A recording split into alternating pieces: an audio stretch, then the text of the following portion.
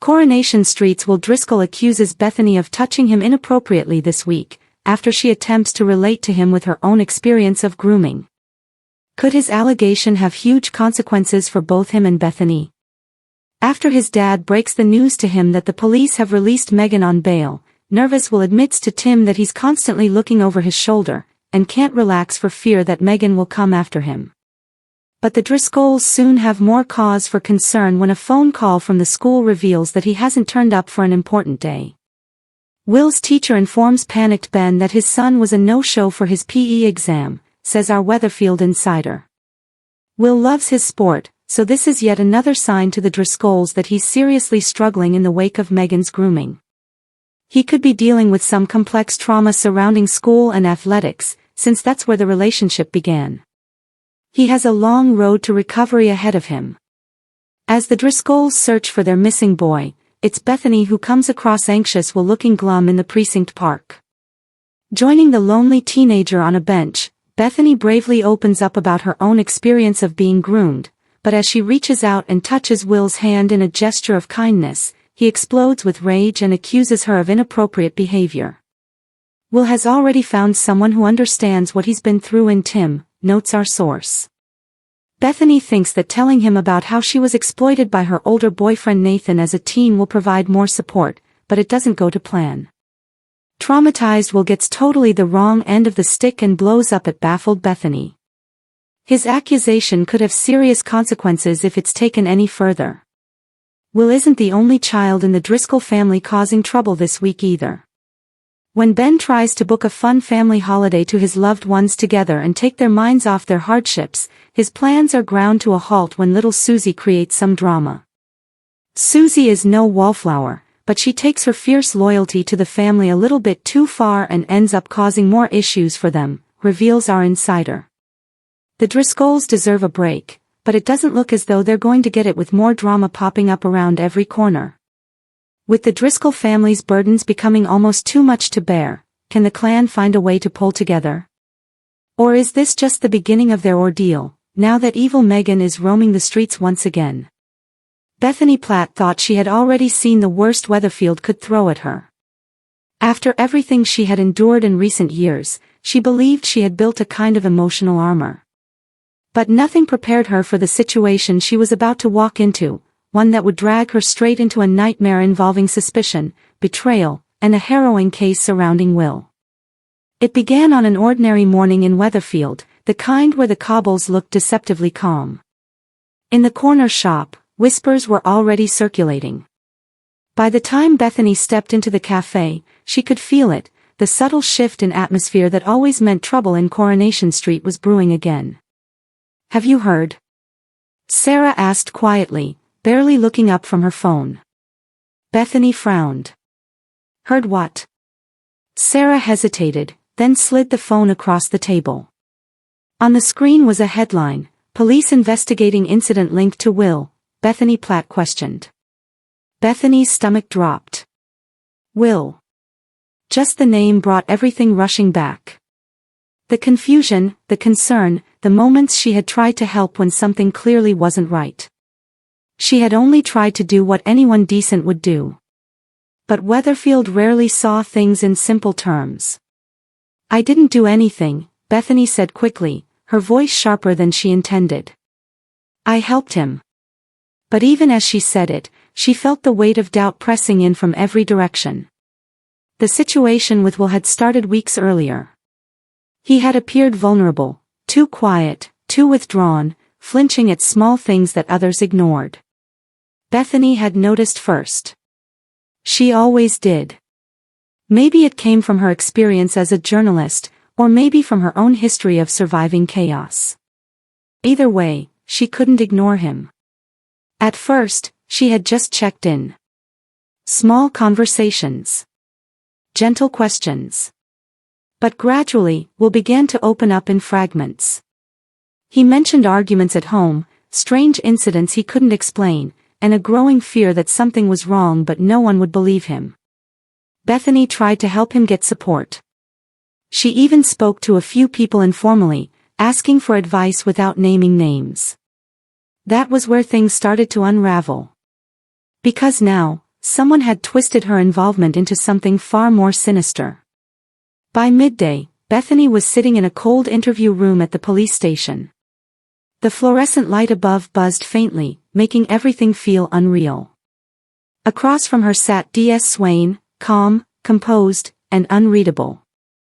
"This isn't an accusation," the officer said, flipping through a file. "It's a line of inquiry." Bethany gave a short, humorless laugh. "That's just a polite way of saying you think I've done something wrong." "No," Swain replied evenly. "It means we need clarity. You were closely involved with Will prior to the incident. Witnesses say you were one of the last people to see him before things escalated." "That's because I was trying to help him," Bethany insisted. "Why is that suddenly suspicious?" But as she spoke, she could feel the trap tightening. Every action she had taken out of concern was now being reinterpreted through a lens of suspicion. Outside the station, the story had already spread. In Weatherfield, truth rarely traveled as fast as gossip, and gossip rarely stayed accurate for long. Sarah tried to defend her. So did a few others who knew Bethany well. But there were also those who weren't so convinced. People remembered Bethany's past, the scandals, the chaos that always seemed to follow her. "Maybe she got involved too deeply," one resident muttered. "She always does," another replied. The narrative was shifting, and Bethany could feel herself being pulled under it. Meanwhile, Will's situation was becoming more complicated. He had been taken in for questioning separately, but his account was inconsistent. Fragments of his story didn't align with what others had seen. That only made things worse for Bethany, because her name kept appearing in his statements.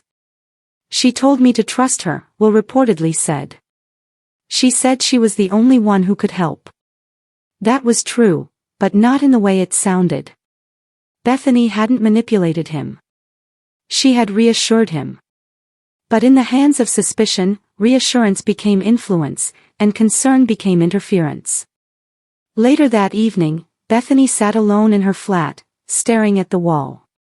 Her phone had been buzzing non-stop, messages, missed calls, news updates. But she didn't answer any of them. There was a knock at the door. It was Daniel.